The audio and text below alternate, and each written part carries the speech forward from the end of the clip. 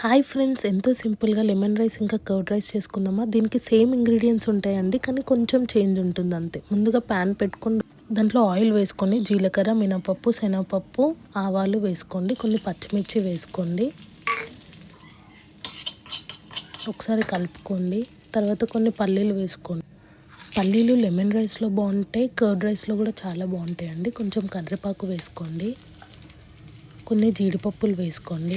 జీడిపప్పులు ఆప్షనల్ అండి. ఒకసారి మంచిగా కలుపుకోండి. ఇప్పుడు కర్డ్ రైస్కి రెడీ. కొంచెం తీసి పక్కన పెట్టుకోండి. నెక్స్ట్ దాంట్లోనే కొంచెం పసుపు వేసుకోండి. ఇది పులిహోరకండి. ఫస్ట్ పులిహోర చేసుకుందాం. దాన్ని కుక్ చేసుకున్న రైస్ తీసుకొని ఇందాక దాంట్లో యాడ్ చేసుకోండి. ఒకసారి మంచిగా కలుపుకోండి. దాంట్లో కొంచెం సాల్ట్ వేసుకోండి. తర్వాత లెమన్ స్క్వీజ్ చేసి వేసుకోండి. అంతే, లెమన్ రైస్ రెడీ అండి. సింపుల్గా అయిపోయింది కదా. ఇప్పుడు కర్డ్ రైస్. ముందుగా రైస్ తీసుకోండి. దాంట్లో పెరుగు యాడ్ చేసుకోండి. దాంట్లోనే కొంచెం సాల్ట్ వేసుకోండి.